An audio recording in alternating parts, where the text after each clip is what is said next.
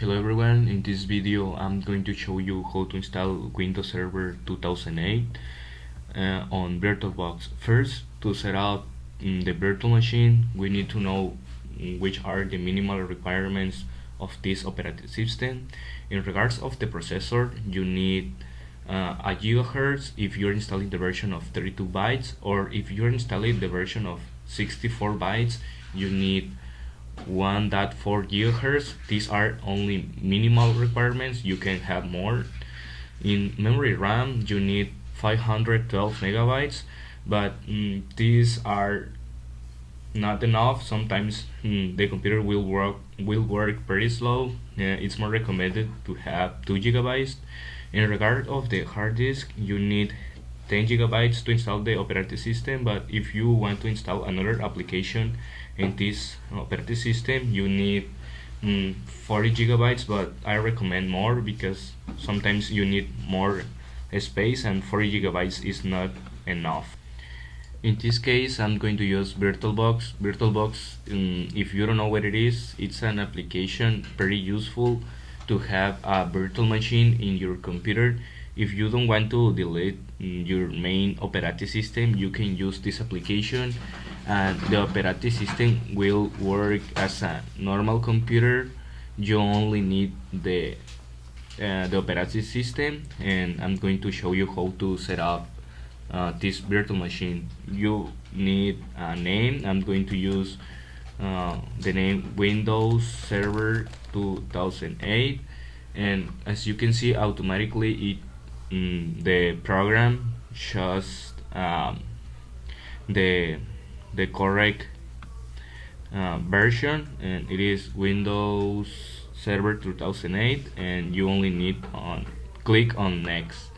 Now I'm going to choose the memory RAM, and as you saw in the presentation, it is the minimal requirements are a half gigabyte of RAM, and I'm going to choose a gigabyte and a half for this virtual machine, and you only need to click on next.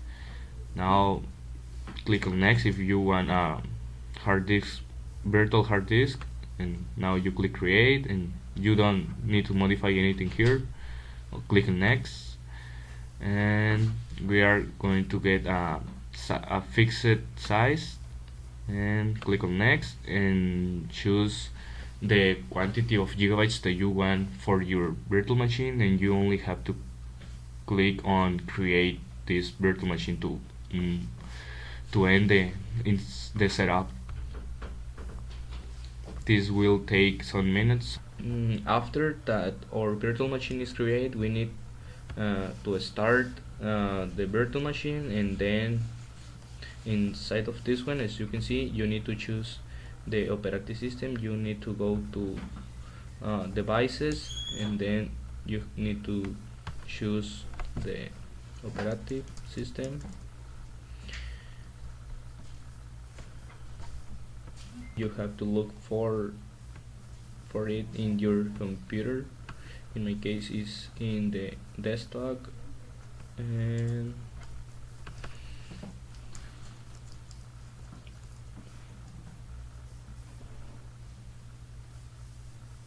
it's this one. Then you only need to click in open,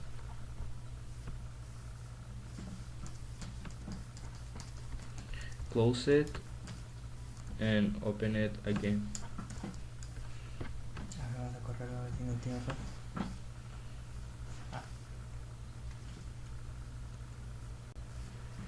You can see right now the virtual machine is running the operating system that we chose, but it's the first time we need to install the operating system, and that's what I'm going to show you how to do it. Right now it's loading some files, so we have to wait.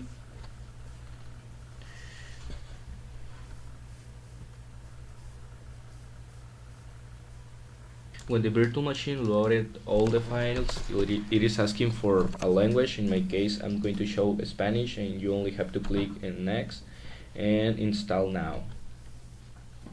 After that we click it install now, it will ask for a serial, but I'm going to validate the operating system after the installation, so you don't need to write nothing there. Or if you have a serial, you can do it, and you click on next and no.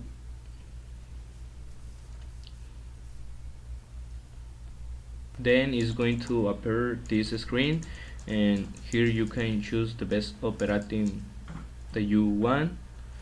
In the case I want to show Windows Server 2008 Enterprise, and check this box and click on next and click on accept and click on customize,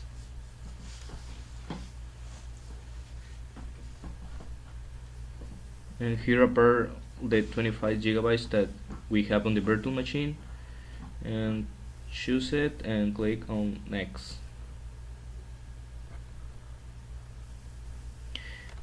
As you can see, the installation is starting and it will take some minutes.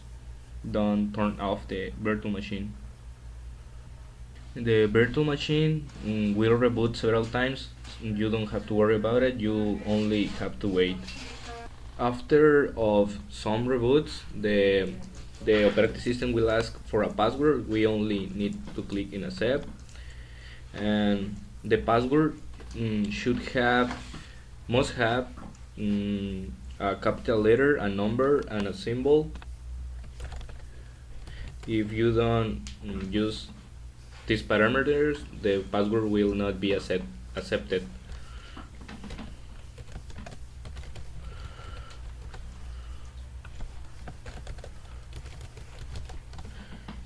Then click on enter, and the password has been changed, and click and accept again,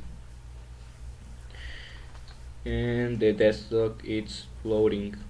We have to wait again, and as you can see, the installation it's done, and you can set up the virtual machine as you want.